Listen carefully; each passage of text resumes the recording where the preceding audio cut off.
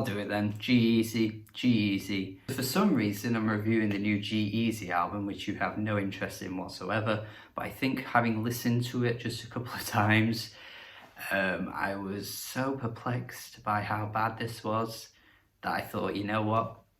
It's been a little while. We've not done one of these kind of reviews in some time.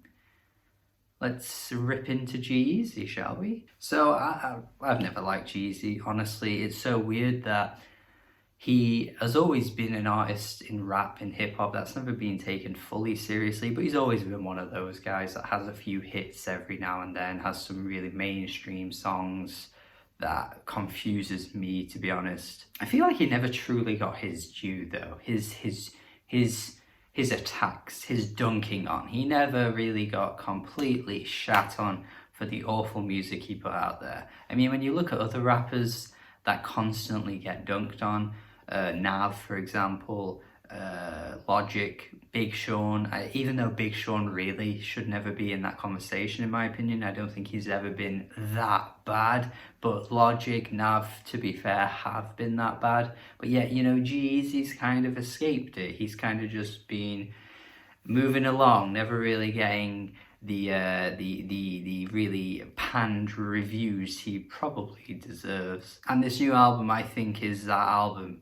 It's the one that up until this point is like, wow, this truly is awful. I guess labeling it as a hip-hop release would be probably doing it a bit of a disservice in a sense, because he's not really rapping on this album. He's doing a lot of the kind of R&B crooning that we've seen rise up, you know, over the past few years. You could even put him in the lane of someone like Juice WRLD on this album. Maybe even like Post Malone, or some songs that XXXTentacion was doing at his peak when he was, you know, starting to get very popular. You know, those artists dibble-dabbled in hip-hop, but they never were truly full-on rappers, but they did get affiliated often with the genre hip-hop, and I feel like that's what G-Eazy is sort of going for on this album. He's not rapping, but he's singing, if you can even call it singing. I mean, the opening track just sets you up for failure. Like, I was just like, well, I've put myself into this, so I can't blame anyone else, because I am doing this only to myself, and I am listening to this guy attempt to sing. What is he even doing? He's not even attempting to hit notes. Like, he's trying so little to hit a note that you are wondering how this could possibly have been released on like a record label or something. Like, seriously? Like, this is an artist that's quite well known, and this is the best he's offering? I'm baffled. I get baffled by this shit all the time. Listening to this album reminded me so much of that last Imagine Dragons album, which came out, I think, in 2018. And I was just like one of the biggest bands in the world are producing songs like this. Like, the songs sound this bad. It's not even like, you know, they were just making music that I didn't like, but like the recording quality and the mixing was just terrible on almost every track. And you're just like, how? Like, you're so famous, you're so rich, and you're so well known, and yet you're making music like this. And that's exactly what this G-Eazy album is hitting me with once again. I'm once again just wondering, where are these choices coming through? Some of like the instrumentals are so grainy, murky, they don't even sound properly polished off. It's just such a downtrodden album with this ugliness running through it. It's gross. You know, I totally get it when it's like an underground artist that might not have a big budget, or a pretty lo-fi musician, because, you know, they don't have that access to resources. They don't have the production team backing them to help them fix things and mix things better. You can empathize with that, even if you don't like how the music sounds. But like, G-Eazy shouldn't be making music sound like this. Back to What You Know is dreadful. I mean, lyrically, I'm not exactly invested in a lot of what G-Eazy is singing about across this entire thing. You can clearly tell he's hung up on someone.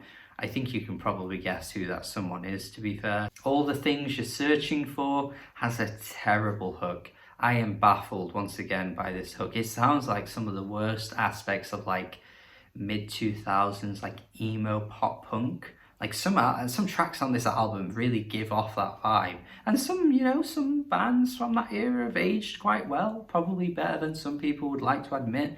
But I'm talking of like the worst bands of that era. Like we're talking like the worst of the goddamn worst, and you just regret ever thinking about listening to it when you were 15. In terms of a worst song though, like Jesus, pick one. Look, you choose it. It's up to you, really. Like there's so many to choose from.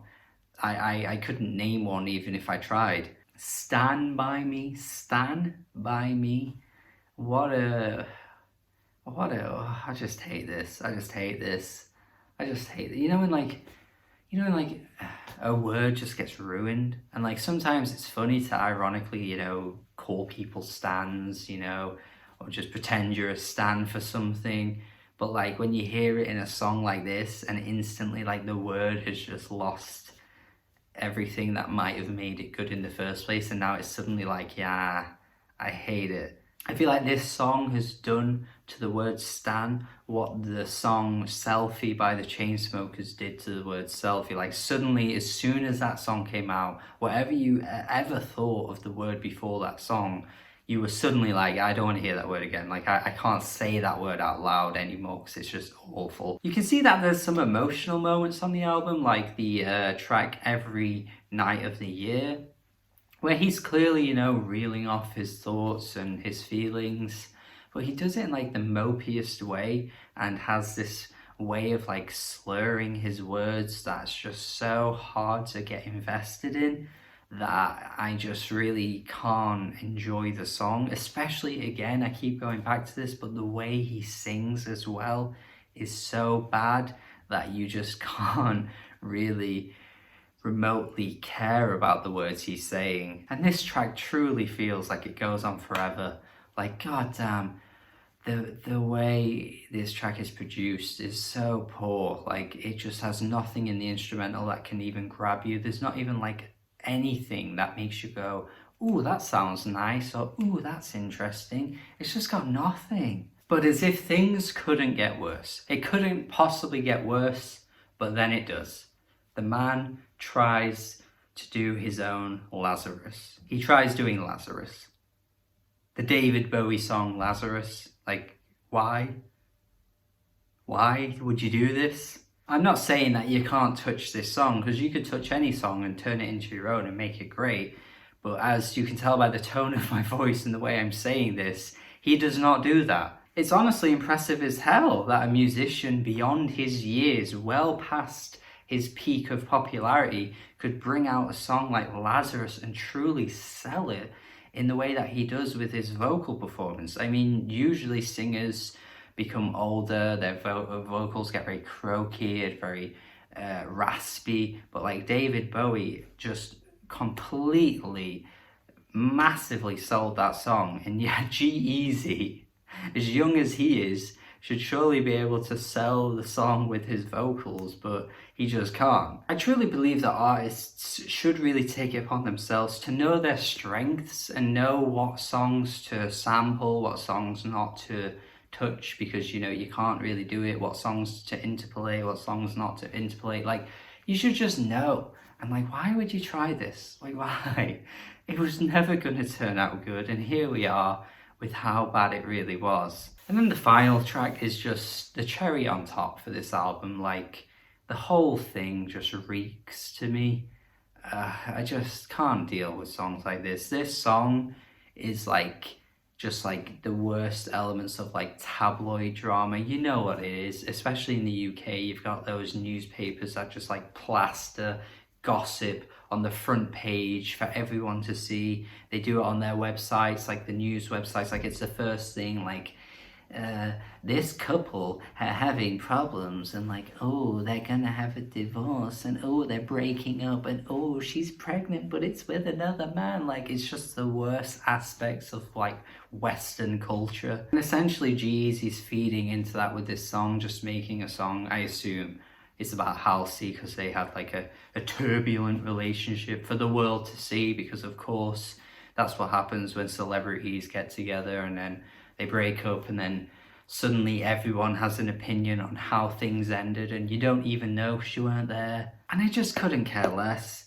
Like, again, G-Eazy's mopiness across this album just makes songs like this insufferable because he just sounds like he's whinging and whining. He sounds like he lacks complete like adult maturity. He sounds like a teenager, and I get it, you know, especially if Halsey has said things about him, or well, I look, I'm not even going to pretend like I know. I don't have a clue. I don't have a clue. I don't even know what happened between them. That's what the worst thing about this song is. It's like, who cares? Like, make a good song. Can you do that? Can you make a good song, please? And I'm from the bottom of my heart begging you as a viewer, if you are a G-Eazy fan, or if you are a Halsey fan, or a stan, if you're a stan by them, as G-Eazy says it in his song, whatever you are, can you just like not care about this? Like, why can look, life is so short.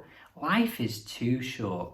You are not in this planet, in this world long enough to have your time wasted by caring about this. Like, if you care about this, please, please just don't care. Do something else. I'm going to be a teacher in a few years, so obviously to a viewer you might be thinking, oh, he just sounds like one of those annoying teachers that stands in front of the class and tells everyone what they should and shouldn't be doing. But I don't care right now. That's what I'm going to do, because you owe it to yourself to not care about this. Do you know how much good music there is in the world and how many great artists there are out there? Did G-Eazy and Halsey have one good song between them in their entire discography? Like, do they? I don't know if they do. I don't know the answer to that question because I don't think they do. And you're caring about this.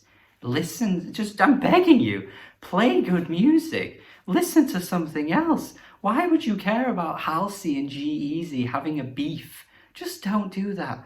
Please don't do that. Please. Just please, please. Yeah, as you can tell, this is just not a good album. This is not a good album.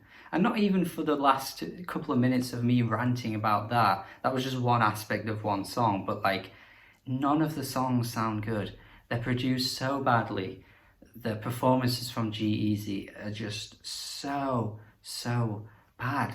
Like, it's so bad. There's not one track that makes you think, oh wow, he's really singing well here. Oh wow, he's really bringing out a lot of character, a lot of personality. There isn't a track in sight. There's none of those great things you want to find in music on this album. It's such a terrible album. So bad. I can't find anything to praise, so I've got to go 2 out of 10.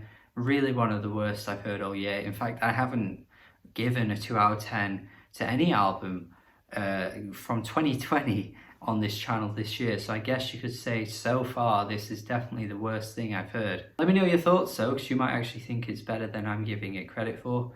My throat is hurting now. It's karma for me caring about a G-Eazy album. That's what it does, kids. Kids, don't listen to G-Eazy. This is what it does. Thank you for watching my review. Have a good day. Subscribe if you haven't already. Goodbye and goodbye.